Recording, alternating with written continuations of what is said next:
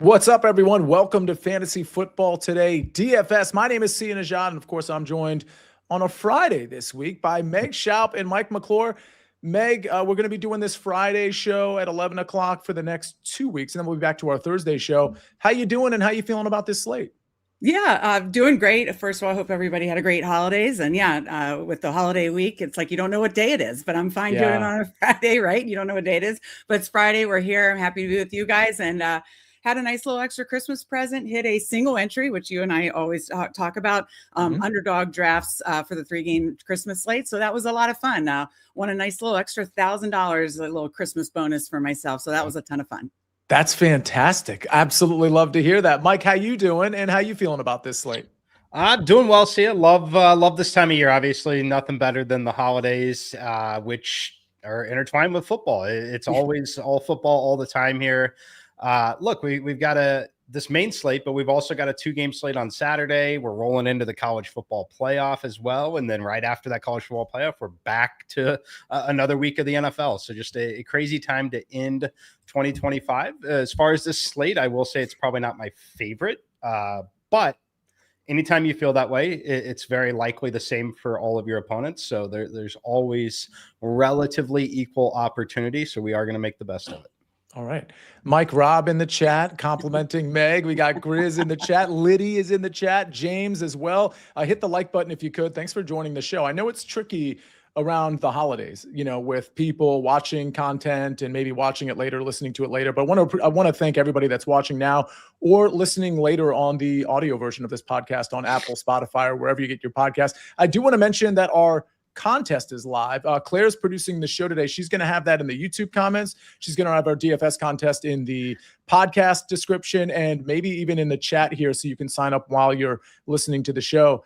We've got a 9-game slate. It's interesting because we had a lot of games obviously on Christmas, 2 games on Saturday. And Mike, I might ask you some questions at the end of the show about how you might be attacking this 2-game slate. Meg, you as well. Let's just get into this slate, though. Let's get into this 9-game slate. We have it's weird because we have 7 1:00 games and 2 4:00 games. So I do like the 1:00 slate only. I'll just put that out there. I like how that lines up. The 2-game 4:00 slate I'm not as big of a fan of, but main slate I do like as well here. So let's start with the Bucs and the Dolphins. And Meg, I'm going to start with you because I happen to know that you're kind of a fan of this game from a stacking standpoint. So we've got Baker, who's been really up and down, but his price, Meg, is reflecting that. He's only 5,600. I think the tricky part with Baker is, okay, Mike Evans makes sense, but who are the pass catchers beyond him? And I do think Bucky Irving's a pretty interesting play as well. Of course, we got Achane on the other side, among others. What do you like in this game, Meg? Right. And I was very disappointed with the Baker stack last week. It was not good to us. They were a little too conservative, and that hurt them. They are in a must-win situation here to then go up against the Panthers next week for the NFC South. So kind of like that with everything on the line, I think Baker runs more. Like you said, the price reflects that they've been a little conservative, haven't gotten there in the passing game. But, Mike Evans did find the end zone last week. So I like Baker Mayfield to Mike Evans in this game. Keep it simple. You could add, like you said, Bucky Irving or Mbuka. Got a lot of good coach speak this week. Godwin, if you wanted to. But, I'm definitely going to focus on the Baker Mayfield to Mike Evans stack. That is my focus. I'm open to adding other Tampa pieces, not really forcing a run back here. Tampa has a really good or a run defense, so not really forcing like an Achane or any type of bring back here necessarily. But I think Achane would have to get there in the passing game because Bucs are a tough run defense. Mike, I found myself talking myself into a Baker stack and then talking myself right out of it. And I think part of the reason for that, and I do want to mention this is a 45.5 point total. Bucs a 6-point favorite in this one. Part of the reason for that is because I like so many other quarterbacks on this slate. So what are your thoughts on a Baker stack, or really anybody in this game, Mike? I think that we want to get there because we understand the circumstance, right? We understand that at this point in the season, you've got contract incentives, and then you've got teams that don't need to win, don't care to win, and teams that are facing absolute do or die must win situations. So anytime you find that situation, you have to at least assess it, right? You have to at least dive in and look at it. I want to get there. I'm not getting there a lot. On the initial run. Baker does make the player pool, very limited exposure to him. I'll tell you, if I were to stack Baker Mayfield, because I'm getting so few of them, I'll tell you how I would be doing it. It would be mostly just a solo to Mike Evans, it looks like, with one Bucky Irving. It would be Mayfield, Mike Evans, and Bucky Irving. So it's not the situation in the past where, like, in the past, I would probably have Baker triples in this game. I don't think he's healthy. I don't think it's right. I wouldn't be shocked if, like you've said this on shows, I know, the second that they're eliminated, I would expect him to have some sort of surgery or operation in the next 10 days immediately following that, right? I just think it's obvious that he's not right. As far as conditions, like you get a good situation against Miami, in my opinion. Weather's going to be fantastic and great. What I'm going to do here is probably just play Bucky Irving and then some one-offs of Mike Evans, who I don't think will be popular. And that'll be kind of it. I get the interest in stacking Baker. It's very possible that he burns me and he has, right back to a 300-yard, 3-touchdown game. I just can't quite get there. So I'm going to play some Bucky. I'm going to play some Mike Evans and know that if Baker gets there in a big way, it's very likely going to be because Mike Evans and Bucky Irving helped him. Yeah, I think Bucky's going to be my piece in this one. And part of the reason I like Bucky Irving is because I don't think he's going to be as popular as he should be. And I understand why he's not popular. He's not getting the touchdowns. We see a lot of Sean Tucker, but I do think there's some variance when it comes to that. And I could see a Bucky Irving game where he gets, 2 to 3 touchdowns. Well, not 2 to 3, where he gets 1 to 2 touchdowns and just a handful of yards, some receiving yards potentially as well. And because there's so many popular guys in that 6,000, 5,500 range that we're going to talk about, I feel like Bucky Irving's going to get maybe a little too overlooked. Meg, final word on this game. Again, 45.5 point total. It should be in good, pretty solid weather conditions. Are you playing Achane or are you out on the $8,500 Achane? I think I'm out on the $8,500 Achane. Other running backs I like more. Someone in chat mentioned Waddle. It's just I can't be attached to the quarterback situation. So that's why I'm not forcing a run back. Quinn Ewers only 4,300, but I don't know that anybody's going to be willing to play him again with some really good value on the slate. There's a lot of chat questions already. I just want to at least acknowledge some of them. James is saying, is Trevor Lawrence too chalky this week? Mike, do you have the quarterback percentages popped up here? Because I think there's going to be 3 to 5 guys that are, quote, chalky, but because there's enough that are chalky, none of them are going to really stand out. Right, Mike? Right. So I think there's one that's going to stand out probably. Now, this is why when we first started talking, I'm sure some of you guys could pick up, I don't love this slate. And there's a reason why I don't love the slate. It's the structure of it where you only have 2 late games, very limited opportunity to potentially late swap. And everything I like is the very clear-cut chalk. Right? Yeah. Every single thing I like is the very clear-cut chalk. It's a very straightforward slate. It's 9 games. There's like 3 games that you want a piece of, and it's just the most popular. So yes, Joe Burrow is going to be the most popular quarterback by a considerable margin, north of 20%, probably 30%. And if you're playing small field single stuff, maybe 40%. It's a very clear-cut situation with Burrow and Jamar Chase and some very clear-cut running back value. So that's why I don't love the slate, is because I don't have the opportunity to really get different in a way that I like. There's just the way the games are spread out, the teams that are playing on these. So look, I think you have the opportunity in some little spots, but as far as Trevor Lawrence, like, he's going to be popular probably. I can tell you the 4 most popular quarterbacks will for sure be Joe Burrow, Drake May, Jacoby Brissett, and Trevor Lawrence. Those will be the top 4. As far as who comes in second after Burrow, I think it'll be close. But my guess is probably Brissett, and that's what I like. Just it's a game stack environment.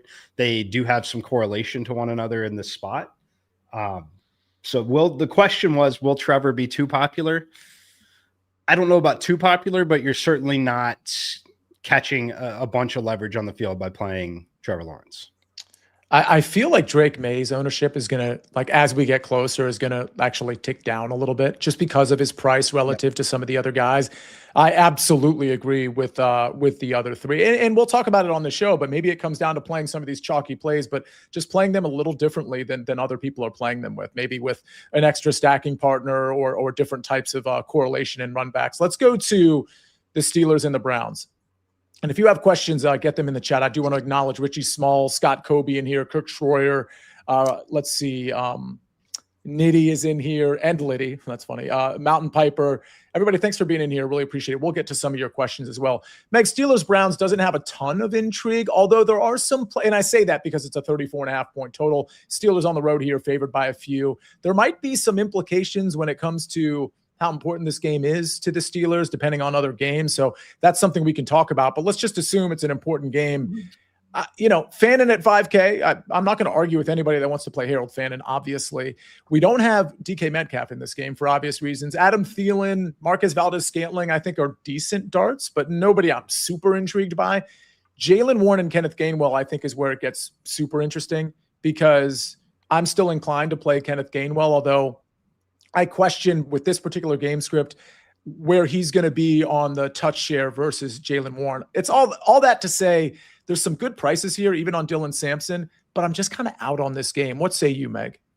Yeah, well, first of all, I want to give you a shout out for calling out Gainwell last week as a nice contrarian play. I mean, obviously Warren got the 2 touchdowns, but Gainwell got that crazy catch for a touchdown too. Mm-hmm. And his like receiving floor, like you were alluding to there, has been so nice in addition to what he's doing. He's just put up a lot of all-purpose yards and really been a solid play at his price. So amazing shout out last week. And I'm willing to go back to Gainwell or Warren, honestly. But I kind of like Gainwell just because he gives you that rushed receiving floor. And then if he finds the end zone like he did last week, and then I think he's going to come in, he's a little cheaper and come a little lower ownership. So I do like the Gainwell. And I do think you could play one of the Steelers receivers, Thielen or MVS, not together or anything like that. But I would say if you wanted to have one punt play, there are going to be the receivers out there without DK Metcalf. So the Steelers are going to score points. I'm not saying they're going to put up a huge number, but I'm definitely willing to play one cheap Steelers receiver. And considering Thielen or MVS on the Browns side, it's just Fannin. For me, I think you could look at Sampson if he's good to go, based on obviously the depth and everything there. So, but likely it'll just be one Steelers player, either Gainwell or one of the cheap receivers, and have Fannin in the pool, but don't know how often I'll get there.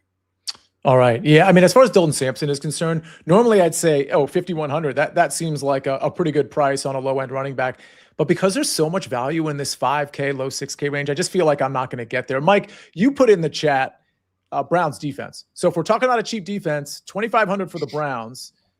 In this game environment with this total, with the potential non-implications for the Steelers, it all makes sense, right? Yeah, I think it makes a ton of sense. I fully expect the Steelers to not have anything to play for in this game.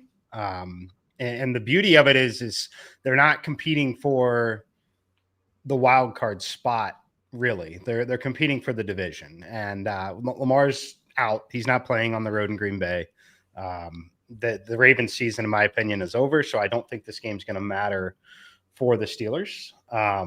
So I think they do take it as a great rest opportunity. And if it does fall into that circumstance, what a great, big blow for DK Metcalf personally. Absolutely not at all for the Steelers if the Ravens lose and he sits out the Browns and Ravens games and gets to be guaranteed to be in full health by the time they host a playoff game, right? So while it seemed like an awful situation, the situation in Baltimore, in my opinion, is a lot worse. So the only thing I can get to on this show right now would be the Browns defense. The problem, again, they will be the most popular defense by a mile on the slate at 2,500. In this situation, right? The situation that I'm going to operate under, which is the Ravens lose on Saturday. You've got the full evening and day of the game to essentially prepare and start to rest. I think that it's Browns defense and special teams, because if there's one matchup out there that an eliminated team will get up for, it's still a division rival like this. So the only thing I'm getting to here is the Browns defense. I would not consider a Steelers offensive player in this game. All right. I agree certainly with the Browns defense. I think we can move on to this next game, which, if you asked me 3 weeks ago whether the Saints and Titans would have a lot of DFS intrigue, I probably would have said, no, we'll probably spend like 30 seconds on it or something. But this one does have intrigue to me. I believe we're looking at a 39.5 point total here in this one. Saints on the road, 2.5 point favorites. Mike, I cheated and I looked at your top three at each position. Actually, only when it comes to the quarterbacks. We'll cover that at the end of the show. But I was really curious who your quarterbacks were, because I have three quarterbacks that I love, and it happens to be the same three quarterbacks you love. One of them is Tyler Shoup at 5,200, where if you're looking at the box scores, I mean, you're watching the games, Tyler Shuck's playing well. But if you look at the box scores, this guy's throwing for a ton of yards. Now, the catch is he's not throwing for a ton of touchdowns. But again, we know with touchdowns, there's certainly variance there. And oh, by the way, Tyler Shoup is second in the Rookie of the Year voting, Offensive Rookie of the Year. So I think that's something to maybe narrative build when it comes to Tyler Shoup. But long story short, Mike, Shoup looks like a really good play. And oh, by the way, Chris Olave at 7,200 is just smashing at this point. What do you like in this game? Yeah, look, I like Shoup. I see it in the chat as a contrarian play. The problem that I've got with it is I don't think it's that contrarian. No. I think it's he's right in line with those. He's clearly top 5 in ownership. Now, it might be contrarian in the sense that the ownership's down enough because Burrow is so high. But I like him. He's flashed the upside. He clearly cares about this. He's playing for his future livelihood still. Frankly, he's gonna put himself in a position to be in a great spot personally. And Chris Olave, they're along for the ride, a great thing. Now you get an opponent that frankly doesn't want to win. They are going to be competitive in the game, I suppose. But I think this is a great spot, especially when you get to face another rookie quarterback. I like this spot for the New Orleans offense. And look, I really think that he's got all the opportunity again. And, the rushing upside, while it's been up and down at times, it's clearly been there. I like Shoup.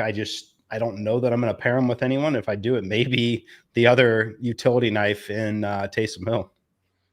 What's interesting, Meg, is first of all, I have no idea what to do with Taysom Hill. We know, speaking of narrative building, we know that was part of the reason he got so many looks last week. I don't know if that's going to translate into this week, if it was just a one-time thing because New Orleans was at home.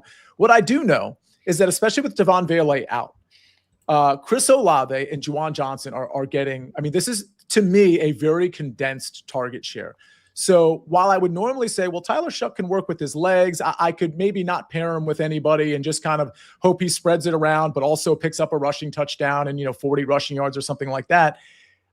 It's so concentrated that I really want to pair him with, if not one, maybe both of these guys, Olave and Juwan Johnson. So first of all, do you like Tyler Shoup this week? And second of all, if you do, how are you playing him?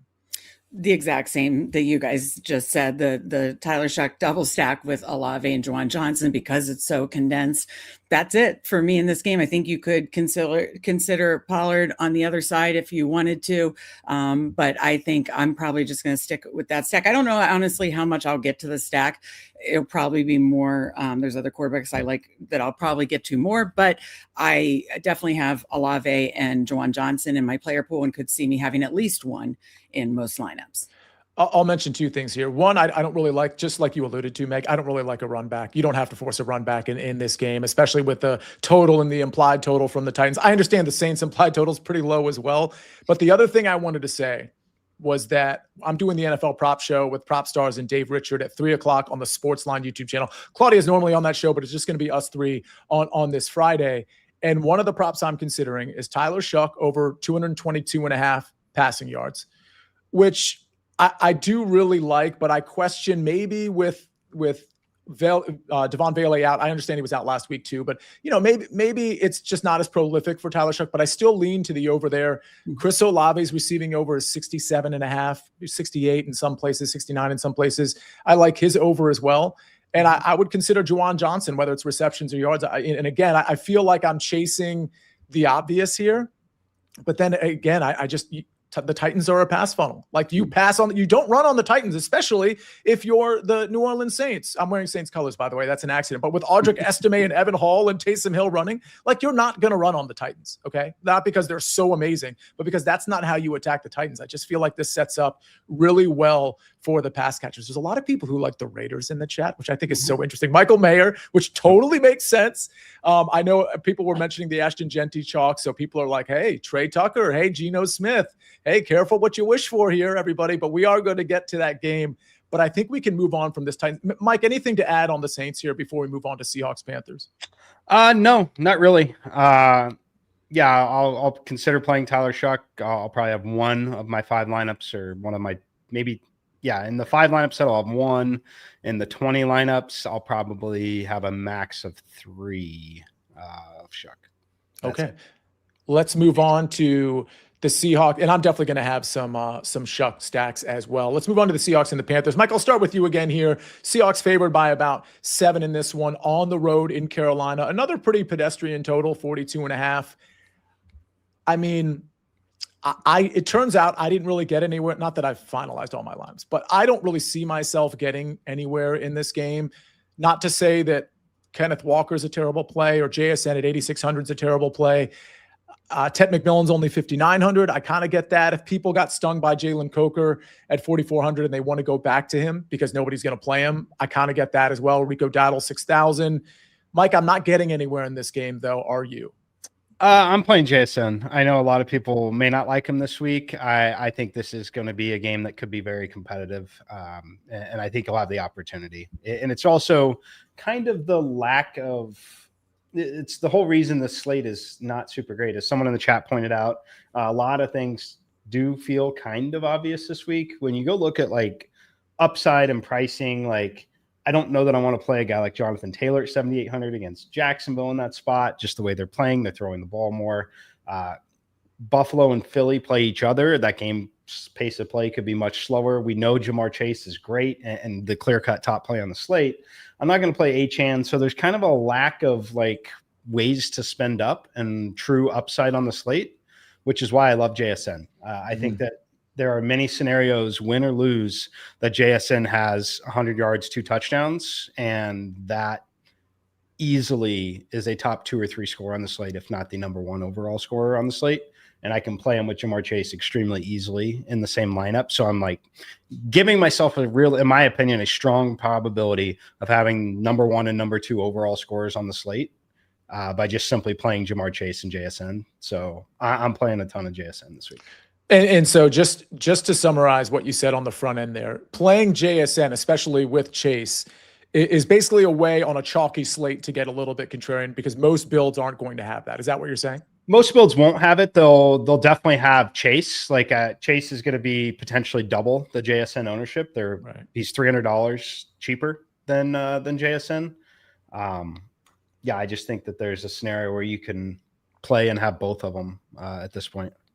Absolutely. Okay, Meg, any thoughts here? I mean, like, again, it's so odd for me to say. I've been fading JSN here and there on my, like, the fade list on our cheat sheet, which again, we'll get to later on in the show. But I do agree with Mike that most people are going to look at the top of the receiver market and they're going to be like, all right, well, I'm playing Chase in this Burrow game and I might stack him with Burrow. I can't get to JSN because of how I want to build the rest of my lineup. So I get the idea of playing both of these guys or maybe playing a JSN that's a little under-owned, but I may not get to him. Meg, are you getting to him? I totally get what Mike's saying. I'm seeing right now he's looking to be pretty chalky, so he is going to be one of the spots I'll take a stand on. I agree that this game could be competitive. Wouldn't shock me if he buries me. And someone in chat says JSN burn you would feel horrible. I get it. Mm-hmm. There are some just other spots I like across the board that are going to require to spend up in addition to the Bengals, so I don't know that I'll get there. And I'm kind of in your boat, Sia, that it was kind of a stand I was looking to make as well. Okay. I think we can move on from this game. Meg, are you interested in Kenneth Walker at 5,800 on the road in Carolina? I'm probably not going to get there. There's other running back spots I like better, but I mean, I get it, especially after coming off the game he just had. I don't mind it, but I don't think I'll personally get there. Yeah, I mean, I think if you wanted to get real cute in this game, AJ Barner at 3,600 will not get played, especially on this slate of tight ends. I think AJ Barner has a little bit more upside than people think, but I'm also not sure I'm going to get there. I'm just kind of pointing him out. I think we can move on. This next game we're about to get to is one of the big ticket games for sure. We've got a lot of big ticket games still to come, actually, but the next game we're going to cover is the Jags and the Colts. But before we get there, let's hear a message from our partners. We need your sports news anywhere. We've got breaking news to bring you. Then get your sports anytime you want them. Big trade news overnight to discuss. Because we know you need sports all the time. A lot of movement in the rankings this week. A legend adds to their legacy. We're bringing you that breaking news right here on HQ. CBS Sports HQ, anywhere, anytime, all the time. All right, we're back on Fantasy Football Today, DFS. My name is Sia Nejad, and I'm joined by Meg and Mike. Let's get to Jacksonville and the Colts. I mean, I don't know if I should apologize, Meg, because literally for 6 years now, dating back to Clemson, I was on, maybe 5 years, I was on Trevor Lawrence's case. And I don't know what to say about him anymore because I still don't think he's a great quarterback. I'm not trying to move the goalpost because I said he wasn't even an average quarterback. And I think at this point, I have to concede that at least he's average. And what I mean by that is from a starting NFL quarterback standpoint, he's somewhere in that 14 to 18 range, like sort of right in the middle. At this point, though, Liam Cohen appears to have fixed all the things that ail Trevor Lawrence. But I'm going to maintain my position that I don't think he's a great quarterback. With that said, he appears to be a great DFS quarterback. And a lot of people in the chat really like Trevor Lawrence.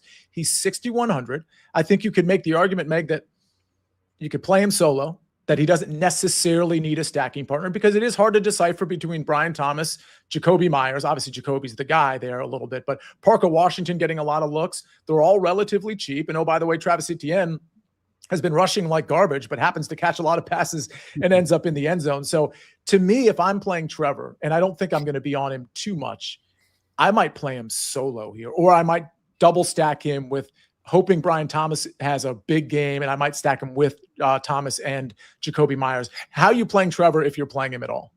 Well, it's funny you said that because when I was filling out my cheat sheet prior to the show, I was going to do Lawrence solo. He has been on a tear. This is a good matchup for him. We saw what Purdy did against the Colts defense. Now, I do think Gardner should be potentially back here, but we saw what Purdy did to this Colts defense. So he's on a tear.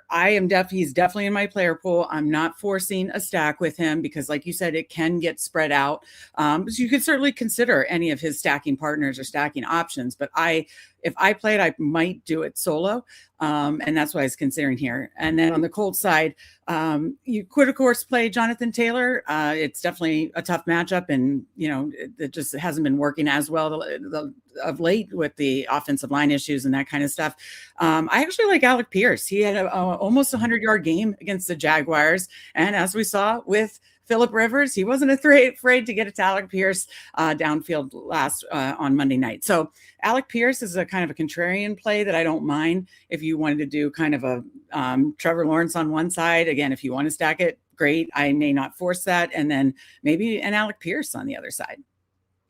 Mike, yeah, there's certainly some cheap receivers on the Colts side. Alec Pierce, Josh Downs at 4,200 to me makes a ton of sense as well. I mean, Michael Pittman's only 4,900, but I almost feel like I want to go with the upside of Pierce and Downs. All those guys are super cheap. And I do think this is a game that lends itself to actually having a run back. So Mike, talk to me about, before we get to the Colts receivers, if you're playing any of them, and I don't know that any of us are playing Jonathan Taylor, but talk to me about this Trevor side and what you're doing with Trevor Lawrence. So I don't think I'm getting to Trevor like in my main 5 set. I play a 20 set also. Probably will have a little Trevor. I don't know though that I will stack him. It'll probably be Trevor solo. So again, my volume's going to drop a little bit this week, but basically what I'm going to do is I'm going to play JSN, Jamar Chase, Mike Evans as my 3 receivers and rotate quarterbacks. And essentially that's kind of it. If I were to get another one in there, it may be maybe Parker. I don't have a ton of interest in Jacksonville here. I think the game will be quite competitive. I think it could be A little slower. I know we're all influenced by what we saw with the San Francisco game and just the massive shootout, thinking that's what we're going to get here. I don't know if we're going to get there, but if we do, I'll probably have Trevor by himself. If Trevor gets there in a big way, I don't think we're going to see a 3-touchdown game from one of his receivers. I think it's likely to be very evenly distributed. Yeah. And I'm still going to bet that JSN, Chase, and Evans, who could very well all have 2 touchdowns each, kind of carry me and get me there. So I'm, again, not how I'm playing it this week, which is not how I would normally play, is I'm doing everything I can to play JSN, Jamar Chase, and Mike Evans, and then I'm going to rotate quarterbacks. Yeah, Meg, I didn't even mention your guy, Brenton Strange. Like when it comes to, like, listen, Travis Etienne, again, is catching passes. So, I mean, Brian Thomas isn't really, by the way, but I mean, we know the potential is there that he's going to catch a few more passes. Jacoby Myers, Parker Washington gobbling up a lot of catches, and Brenton Strange as well. So it's really hard to figure out who you want to stack him with. That doesn't mean you shouldn't do it, but I do agree that Trevor solo, if he spreads it thin across everybody, makes a ton of sense. Meg, any final words on this game before we move on? No, I think that pretty much covers it. I think we're all kind of in alignment that we like Lawrence, but we don't feel like we have to stack him.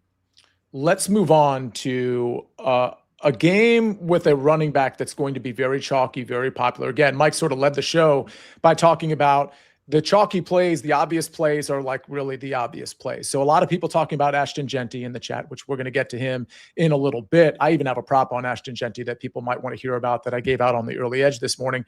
But Ramondre Stevenson, Mike, is the other guy at 5,900. Like, we don't think Trevion Henderson is playing in this game. That's not confirmed yet, I don't believe. But Ramondre Stevenson, out of all teams, the New York Jets, he's 5,900. It just seems like such an obvious play. And it does seem like a part of the reason why Drake May people will probably tail off from ownership wise, tail off from him to, other quarterbacks that are a lot cheaper, or at least somewhat cheaper. Mike, are you playing Ramondre Stevenson? Yes. I think that Henderson, while he does have the one opportunity essentially today to, clear and be active, I think it would be a poor decision for them against the Jets to get him hit again with a concussion. So I think that they've got a back that's very capable in Stevenson. I'm going to play him quite a bit. I think he's going to have just a ton of volume. I don't think that the Pats do much offensively or need to do much. So we'll be playing a lot of Stevenson, and that's probably it. All right. Meg, are you in on Stevenson? Is there anything else in this game that you like? Including, I got to ask the question, of course, Drake May. And on the other side, I mean, Breece Hall's 5,700. But is it Stevenson and then you're out? Yeah, as long as Henderson is indeed out in the concussion protocol, then yes, I really do like Stevenson, even if he's chalky in this matchup and likely very, very, very positive game script. That's kind of why I love Drake May. I love Drake May. I like the Drake May Diggs stack, or if you wanted to do Hunter Henry, but I just don't think there's going to be much need to push at all. So that's where I get to other places and more competitive game scripts and lean more the Ramondre Stevenson side here. Yeah, I guess I'm going to have to be in on Ramondre as well. I obviously think, again, assuming Trevion is out, a lot of these players that we're talking about that are chalky that people want to know about cash game options. Obviously, Ramondre is certainly one of them. A lot of Jeanty stuff in the chat. I want to read Mike Robb's comment here. He says, Jeanty is a prisoner of the moment pick, had a good game last week, had 750, 31-30, and 35 yards in his past 5 before last week. Saying Jeanty is running the best is insane, a thought process. I guess he was referring to another comment in the chat. Here's the thing, though. And I agree with the prisoner of the moment stuff. If you look at the Raiders' schedule, it is absolutely crazy how many great rush defenses they have played. I'm just going to read off the teams that they have gone up against over the last couple of months here. And oh, by the way, they played the Giants at home. Okay. And for the record, this is me trying to justify my pick on the early edge over 69.5 rushing yards, which I will agree. If you're box score watching, you're like, why would you ever take that? He's got one good game. So we've got this highlighted by Claire here, which is awesome. I'm just going to read it off my screen here. The last, let's call it 8 games or so. They've played the Texans, where Jeanty happened to go off. They played the Eagles, the Broncos, the Chargers, the Browns, the Cowboys with Quinnen Williams, the Broncos again, the Jaguars, and the Chiefs. So if you're a box score watching, but not looking at the rush defenses that Ashton Genty and this offensive line have had to go up against, then you're not actually, utilizing the full context. I'm not saying that this is a great running game, but I am saying that when you have to play all of those rush defenses and then you get to play the Giants, it's a completely different story, especially when you're riding some momentum from going off against, of all teams, the Houston Texans. So I just wanted to throw that in there kind of as a feather in the cap of Ashton Genty. And we're not sure yet, but Colton Miller might be back for this game on the offensive line for the Raiders. And I do think that would be a pretty big deal. And if he is back, it would be a signal that the Raiders might be actually trying to win and showcase their a healthier offensive line. I know Brock Bowers is out for that game, but wanted to throw that in there. We'll get to that game in just a second, but we'll move on. We'll move on to the Cardinals and the Bengals. This is the big ticket game. At least this is the game that certainly stands out. It's a 53.5 point total. Bengals a 7 to 7.5 point favorite, which seems like a little high because it is the Bengals at the end of the day, but I kind of get it because Arizona's defense is as banged up as a defense could be, and they already were pretty, coming in playing pretty poorly. Joe Burrow's 6,500, Jamar Chase 8,300, T. Higgins, who might be going under the radar a bit, and Meg, I know you're always an advocate of that T. Higgins play. He's 6,300, and Jacoby Brissett on the other side, 5,700. Michael Wilson, 6,400. I'm not even going to mention Marvin Harrison's name. Trey McBride, 7,500. Carter, 5,200. Mike, how you playing this one? I'm playing Jamar Chase in every lineup, and he will be extremely popular. I'll still be overweight the field. I'll play some Joe Burrow. I don't think I'll play anyone else on Cincy. It'll probably be just a lot of Chase in every lineup, Burrow in some spots, and then maybe on the Arizona side, but likely just Brissett in kind of, again, it's such a unique week for me, and I want to keep explaining that in case people are joining at different times. Like I'm just playing the three receivers that I like in every lineup and just rotating quarterbacks, running backs. You got chalky running backs, so I think there's opportunities to pivot at running back. I just don't think there are receivers that can get there when you're going to see 25 targets combined for Jamar Chase and JSN. I don't think it's happening on this slate. So I'm playing Chase and JSN for sure in every lineup together. Most of those will also have Mike Evans. So where I'm going to get different is going to be the quarterback and some of the running back positions and tight ends, and just looking for some variance in those spots and going all in on the top end receivers. So when I say I want to play Brissett, I'm probably not going to stack him with anyone. The only scenario that I would be Trey McBride. It would be JSN, Chase, Trey McBride with Brissett. And then that would kind of be it. But otherwise, not stacking a bunch.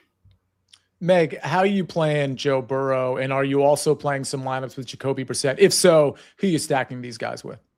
Yeah, I get the stacks on both sides. I do. I don't think there's just other spots I like more that I don't know that I'll get to Jacoby Brissett on this slate, but I totally, absolutely get it with the matchup.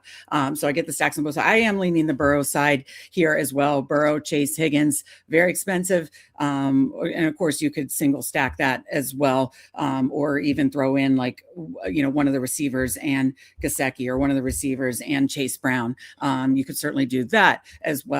So definitely like the entire Bengals offense in this one. Don't mind incorporating Chase Brown in a Burrow stack. We saw what he did last week. I'm not saying he's going to get 3 touchdowns again, but I do think Cincinnati puts up points here, and I'm open to any kind of Burrow stack. I mean, obviously Chase is my favorite one, but we've seen before when he's been held out of the end zone the last couple of weeks that maybe that's a way to get different on what feels like and I agree with Mike wholeheartedly, what feels like such an obvious slate. Maybe you do like a Burrow, Chase Brown, Higgins, or Burrow, Gesicki, Higgins, something like that to kind of get off the Chase ownership. But believe me, that would be a very, very scary fade. And I, of course, love the Burrow Chase stack as well. So basically, that's my way of saying I love the entire Cincy passing game, willing to get Chase Brown in those stacks as well. Yeah, I like Jacoby Brissett. I'm just not 100% sure that the way I'm building my lineups, I can afford Brissett to like Trey McBride, which was my stack last week, which really didn't work out. Felt like Jacoby should have worked out a lot better. They were in Atlanta plus territory pretty much the whole game. There were some drop touchdowns and some bad play from Jacoby as well, but I feel like it should have turned out a little bit better for him. Jacoby to Michael Wilson makes a little bit more sense. It makes some sense to me here. It's tough, though, because I do like Joe Burrow, Jamar Chase. Mike, nobody's going to play Chase Brown, even coming – this is my impression, that nobody's going to play Chase Brown, even coming off that amazing game, and it's a nice matchup, obviously. And I think the reason is because he's 7,400. If we're talking about contrarian plays and not playing the obvious plays, this is a 53.5 point total. It's a 38.5 point implied total for the Bengals. And I understand Samaje Perine gets some work and the passing game probably, it runs through Chase and Higgins, among others.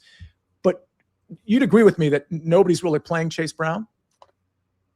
I won't say nobody. I think he'll get played just a touch still, only because of the game environment. And there's not a ton of places to spend on the slate.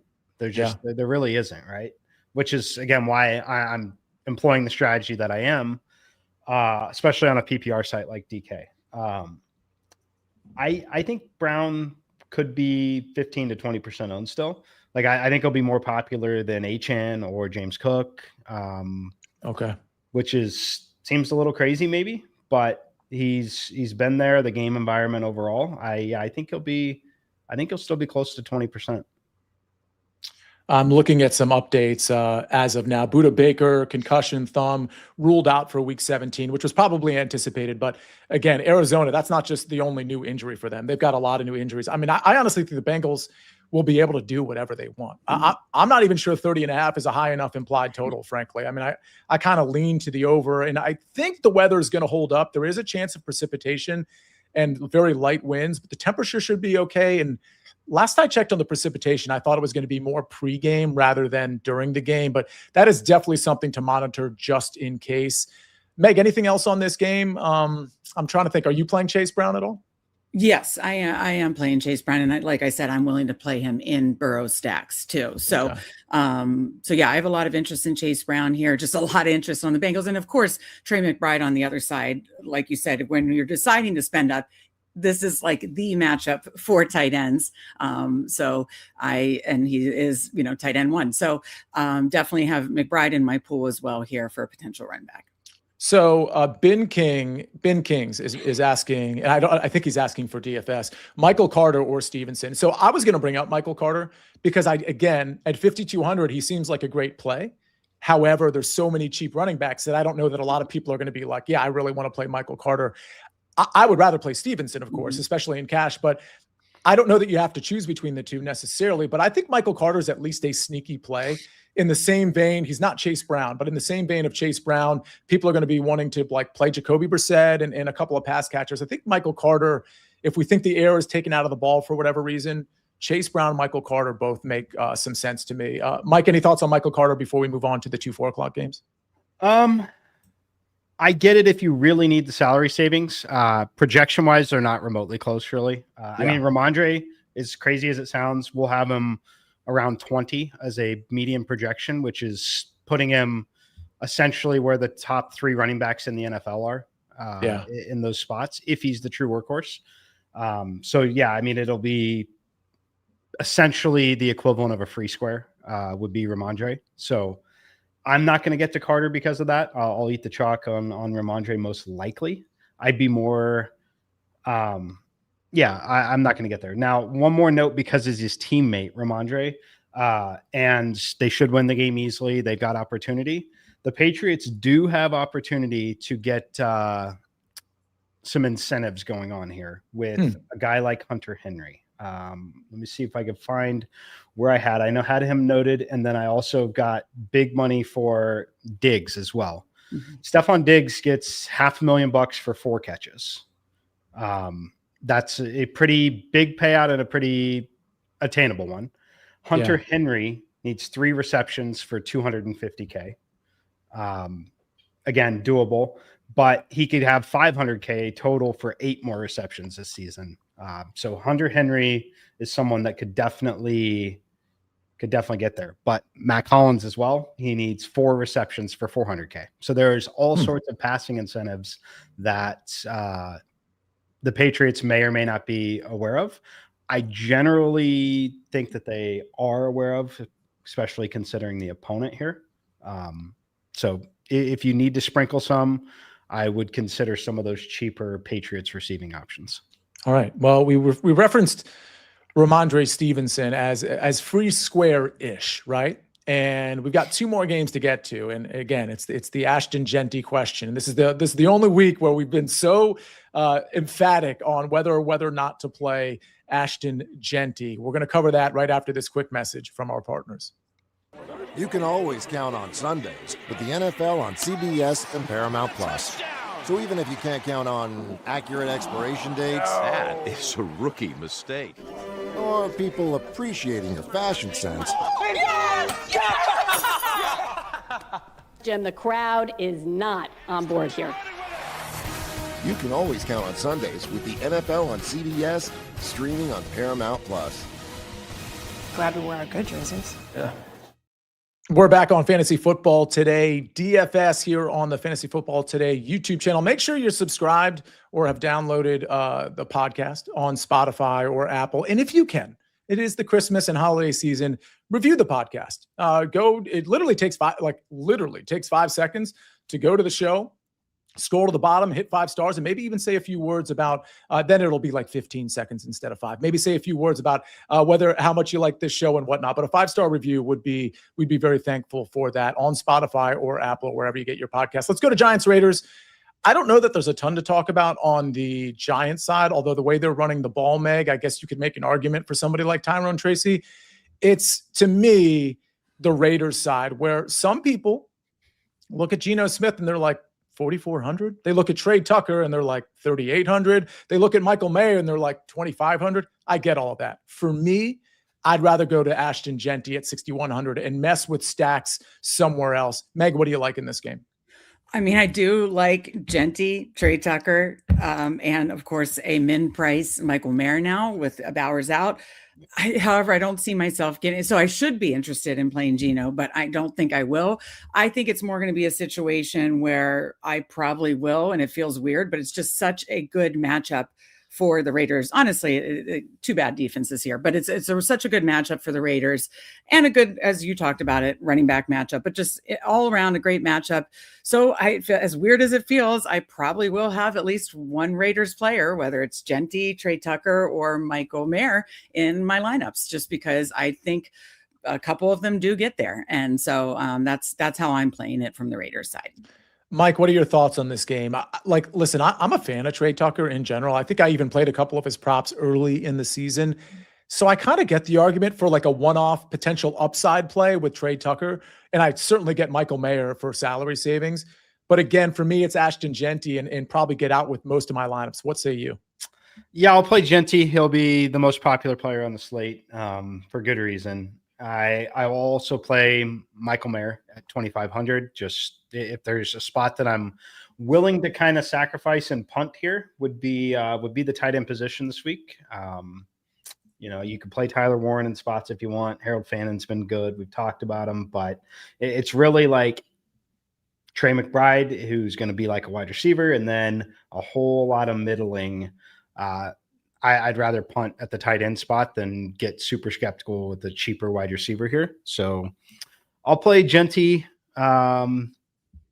I want to say every lineup, but maybe not quite every. And I'll play Michael Mayer a lot.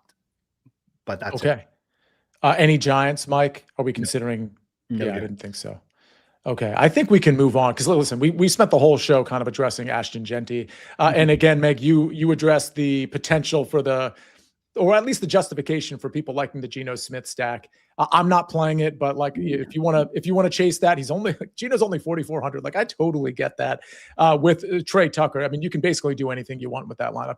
And for the record, Jeanty's not averse to catching passes. If you want to do Geno Jeanty, I completely get that, or Geno Jeanty Mayer or whatever to makes your lineup work. Even throw in Trey and Tucker, take one of those guys out, but. I mean, listen, the implied total for the Raiders is not very high, right? It's 20 points. But if you think it's the Giants and the Giants are giving up I think Geno Genti makes a little bit of sense. Just gobble up all the points and hope they get to 30 instead of 20. I don't absolutely hate it. What's interesting to me is this next game. Mike, I'll go to you. The Eagles and the Bills.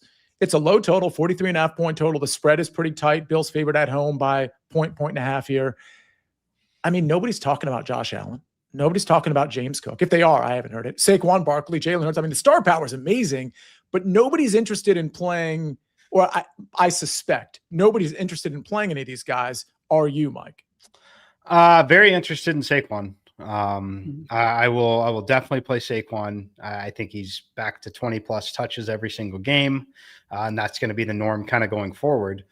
There's just not a lot of ways to spend on this slate. Saquon's $200 more than Chase Brown, excuse me. Yeah, I like Saquon here. As far as other situations, I think that you could make the case of getting to Josh Allen if you're going to play Burrow. And the case that I would make on that is just like the Bengals don't score 35 points in this game. They score like 17 to 23. Mm-hmm. Jamar Chase still gets there because he has 10 catches, 120 yards, and a touchdown. And Josh Allen running game outscores Joe Burrow, right? Like that's the case that I would make. And I think it's viable. And the crazy part is the same lineups that I like I can play Chase, JSN, Evans, and Josh Allen together if I want to still. So yeah, it's possible that I'll have a Josh Allen lineup like that, but you're not stacking Josh Allen ever, which is why no one kind of wants to get there. Meg, I feel like, it's an awkward 4:00 slate with one 4:05 game and one 4:25 game. But I feel like if I'm going to be interested in Josh Allen, it's going to be the 2-game 4:00 slate. And I've got Josh Allen, maybe because it's the 2-game slate. I decide to get lucky and stack him with somebody like a pass catcher or two. And then, I get Genti or whatever. There's one-offs in all kinds of directions I could go to there. But I'm not really interested in Josh Allen on the main slate. Are you? No, I'm not.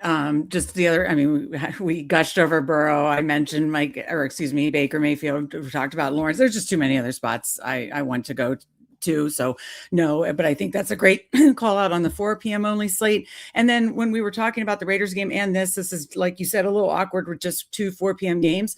If you don't want to make the Genti or is this weird to play a couple Raiders decision or the Josh Allen decision, like you said, just play the 1 p.m. slate because you don't have to, you can live in a world without having to make those decisions. And so I will probably do a lot of that too. I totally agree. The 1:00 slate is going to be 7 games. And actually, when you take the Genti thing out of it, it just becomes, I don't know, for whatever reason, sometimes like the must chalk play, they're not must play. Chalk plays are never must plays, but some of those plays you really want to fit into your lineup when you can cut them out of the conversation because you're playing just one slate where they're not involved in. I think that just makes it more fun to build lineups. So that's a really, really strong point. I'm definitely going to be playing some 1:00 slate only. Let's get to our cheat sheet and top 3 to each position. But this comment from AP 1224 is interesting. It's a comment really for the fantasy football today guys, as opposed to the FFT DFS people like us. But he says, I'm nervous to start. It's not even a question, by the way. It's just a comment that I want to highlight. He says, I'm nervous to start Josh Allen over Trevor Lawrence or Brock Purdy. Not going to lie. I mean, Meg, I can't believe I'm saying it, but I'd actually probably start Trevor Lawrence. I mean, I like Purdy too, but I think I'd start Trevor Lawrence over Josh Allen. What say you, Meg? I get it too. It's really hard, because Josh Allen has these Superman games. He's got a nice floor, but he has games like last week where, he doesn't either. It's getting there on James Cook or somewhere else. So I get it. I probably would say Lawrence as well. Yeah. Mike, any thoughts here? It's so close for me. I know that we've seen a little Trevor running of late. I don't know. I don't know where I would go on that. The good news is they're all going to be bunched within a point on, median projection. And you've got 3 capable quarterbacks in great spots. So I get that it's a tough decision. I get that you're talking about the highest stakes portion of your season there. I think you're in a great situation having Josh Allen, Trevor Lawrence, and Brock Purdy in these particular spots. So my contrarian outlook on that would be is I would consider playing Brock Purdy over both of them this week against Chicago at home in an absolute must win. But we talk so much about making the serious decisions, and you've got all these things. Like I said, you've got 3 great options. I just looked; they all project within 1.2 points of each other. So at the end of the day, maybe have some fun. Will you have more fun sweating it Sunday morning? Will you have more fun sweating it Monday night in prime time? I would say have some fun with it and accept that you're projected within a point, and just truly play what's fun, or look for correlation on your roster or negative correlation essentially on your opponent's roster in any of those situations. Yeah, that's an interesting comment. I'll just, the last point on that. I mean, and again, this is a DFS point too. The Jags and the Colts, it's a 48.5 point total, which, I mean, the Bears in San Fran, that's a pretty high total if I recall as well. But, Travis Etienne hasn't been running the ball very well. He's been more of a pass catcher. I'm not sure Tutin's going to fix that either. And you can pass against the Colts. I mean, it's almost feels like Tennessee to a degree. Like, yeah, I guess you can run against them, and certainly CMC did, but you definitely can pass against the Colts. So I just feel like Trevor might be in for a pretty good day. Go ahead, Mike. Yeah, I would say, just for the record, the 49ers definitely have the highest implied team total, I still believe, out of all of it. Very close, but the game total there's 52.5 as a home favorite against Chicago. Yeah. I like some potential props in that play. I'm waiting for props to come out on the Chicago receiver side, but because of Luther Burden and Roma Dunze, they're not releasing those yet. But Colston Loveland is a guy I'm hoping that prop is, I don't know, in the mid 30s or something. I might hit the over if those guys are out, or at least if one of the two are out. Something to consider there. Caleb Williams overs I was considering as well. All right, let's get to our cheat sheet. Scott Kobe, by the way, pointing out lower extremity issue for Josh Allen. He is going to play, but it's very, that is a worthy comment, because who knows, maybe he's going to be a little bit more guarded, because I don't know the extent of that issue, but it's possible he's a little bit more guarded. Maybe the rushing equity is down just a little bit there. All right, let's get to our cheat sheets and our top 3 at each position. And Meg, we're going to start with you. What's your stack, your chalk, buy and fade, contrarian play, and value play? Yeah, I'm not going to lie, Sia. I saw yours, and your stack is probably my favorite. So I'll just preview that. But I also really like Baker Mayfield and Mike Evans with everything on the line here. So I'm going to go with that as my stack, and probably a little lower owned stack compared to the other stacks that we really, really like. I'm going to go chalk buy with Chase Brown, in that I do think I am willing to stack him with Joe Burrow, or I'm willing to play him in a one-off situation. I just love that Bengals offense. Chalk fade for me is going to be JSN. Very, very scary fade for sure. But I like some other spots better. A contrarian play for me is going to be Alec Pierce. We saw the connection on Monday night, and you can, I think he had a big game against the Jaguars. I think he can do it again. Value play is, of course, Michael Mayer, just the absolute minimum price, $2,500 with Bowers out. All right. Yeah, I love the value play on Michael Mayer there. Let's go to my cheat sheet. Like Meg said, I mean, I think she actually wanted to put in Joe Burrow or Jamar Chase, but she saw I had that and she didn't want to completely duplicate it. So I like her stack, but I have a feeling we both like this stack a little bit better. Joe Burrow to Jamar Chase, chalk buy. We talked about it a lot. I have a prop on him as well, over 69.5 rushing yards. Ashton Genty, that is the chalk buy, but I mean, Ramondre Stevenson certainly fits in that chalk buy category as well, as much as we talked about him. Chalk fade, I agree with Meg. I'm going to fade JSN. Mike has me a little convinced to maybe include him in a couple of lineups, but I'm largely fading him, certainly relative to the field here. Contrarian play, I don't know how contrarian this is in this moment right now, but Bucky Irving, I just don't think a lot of people are going to get to him because of all the other value in that exact price range. So I don't know that he's going to be fully contrarian, like 5 or 6%, but I do think he's going to be off the radar relative to some of the other chalky options. My value play, and I'm not sure we talked about him enough, but we did the condensed target share from Tyler Shoup. I mean, it is basically Olave and Juwan Johnson. Juwan Johnson caught 8 of 9 last week for 89 yards. I think he's going to be a big, important target in this Tennessee game on the road here for the Saints. So that's my value play. All right, top 3 at each position, Mike. As always, we start at the quarterback. All right, starting at the quarterback, it's got to be Joe Burrow. If you listen to the show at all, you know that I like Burrow a lot here. I'm going to go Tyler Shoup number 2, though. I like his rushing upside. I like the upside against that Titans defense, and I like the price point and kind of what it allows me to do. And then on the other side, it's Jacoby Brissett. I think that, look, I'm going to play mostly Joe Burrow lineups. I'm going to play down to Tyler Shoup, but Brissett to Trey McBride in that game is something that I'm going to want to get into. When we go, do you want any commentary on that, Sia, or you want to go straight to running back? No, I will ask you this. Like, if people are thinking of a cash game quarterback, I would imagine it would be between Joe Burrow and Tyler Shoup. Would you have a recommendation there? I'm going to say Joe Burrow still. Okay. You could get to either one. It really kind of depends where you're going at running back. I would assume everyone's playing Genty and Stevenson, which does allow you to play Joe Burrow pretty easily. So I'll lean Burrow in cash and all formats. Okay. Top 3 running backs. Ramondre Stevenson, Ashton Genty, and Bucky Irving. Ramondre, again, this is operating as if Henderson's going to be out. I would expect him to be. I really think Ramondre should be a top 3 running back on the slate, an overall projection, not just including price, just raw fantasy point projection. The opportunity will be there. He catches passes well out of the backfield. Just going to see all the touches. Genty, same kind of situation. Bucky Irving, who you liked as the contrarian play, I tend to agree that he's not going to be anywhere near Ramondre or Genty, but I do think in kind of a desperation spot, his skill set is extremely valuable to Tampa Bay.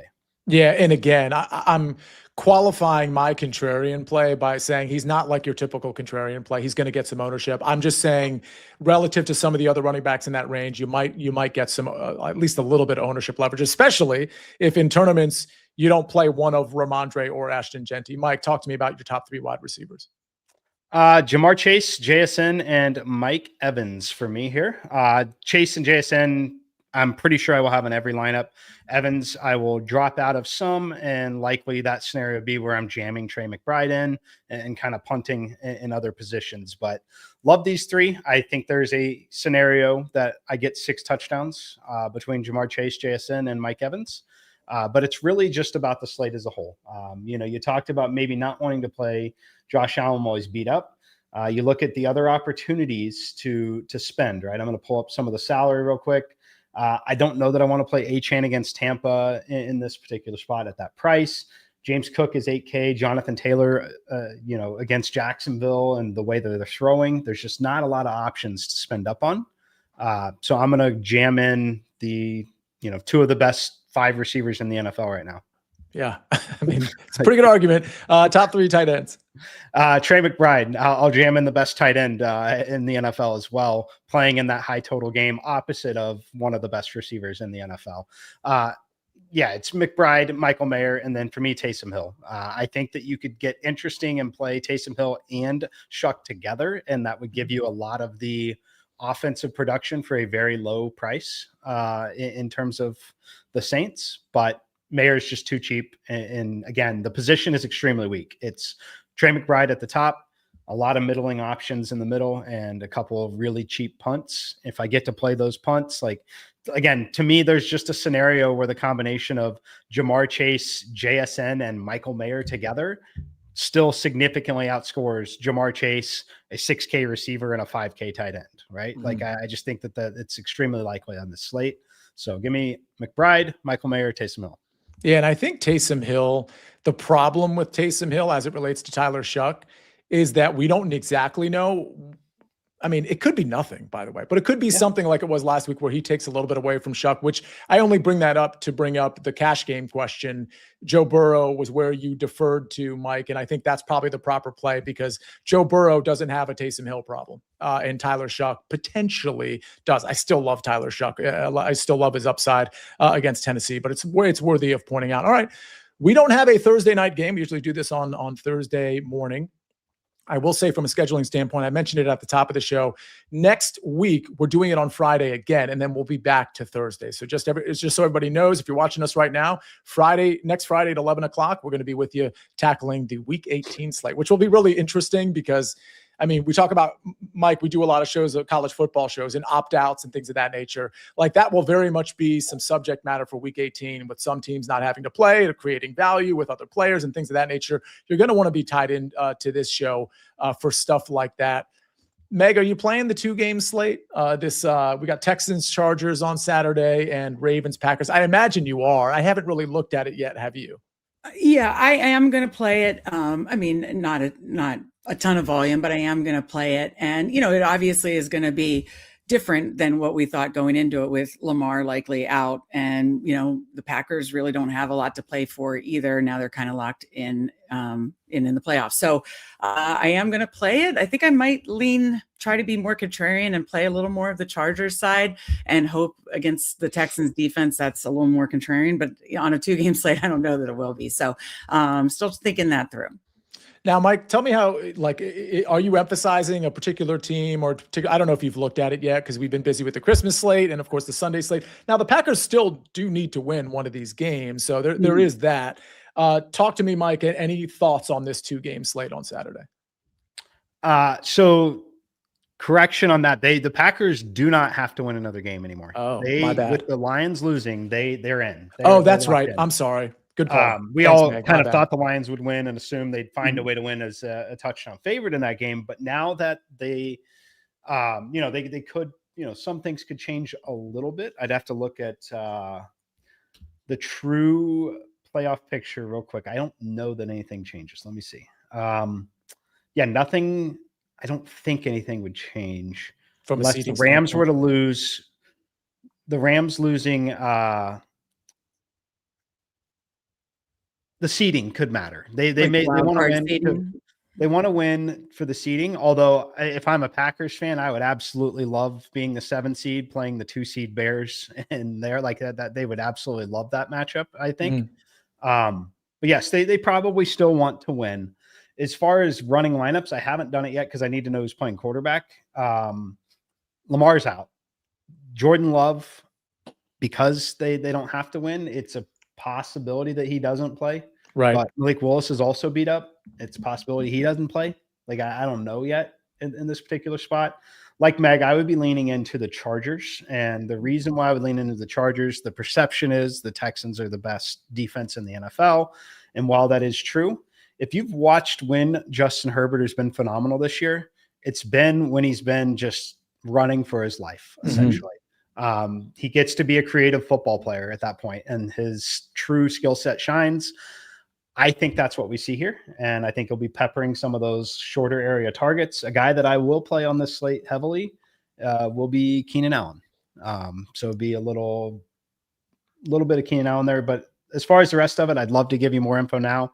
It's unfortunately going to be a Saturday morning, early afternoon kind of situation because with only 2 games, the value of one single inactive player is significantally magnified relative to a normal slate. So, I mean, we saw it yesterday. To give you more and tell you what to do. Right. Yeah, no, I mean, the only reason I had a great day yesterday was because I played Washington running backs. Yeah. Who were not remotely considered until an hour before the slate, right? I had that debate with myself, Mike, with, and I was like, I didn't end up getting to Jacory Cross-Camara. I mean, I like him, but I just figured it wasn't going to be a great day. Quinnen Williams was playing in that game. I just figured it was going to go somewhere else. And I didn't even play Debo, which was just negligence on my part, given the short area passing game was probably going to shine. Scott Kobe's saying Packers can still win division if they win out and Bears lose 1. Is that might be true as well. So, I mean, we'll have to take a second look at that. Maybe there is something to play for the Packers, but either way, I think it's probably a good time to get out of here for that 2-game slate. Certainly pay attention to the inactives. Like Mike said, that's just going to change the strategy in a pretty dramatic way and play the obvious plays. I guess Jacory Cross-Camara was kind of obvious. I don't know. Mike, go ahead. Yeah. Clarification on the Packers. You're correct that they can win the division. It's Bears lose out, not just one. Yeah. They must win out and the Bears must lose out. That would give them that.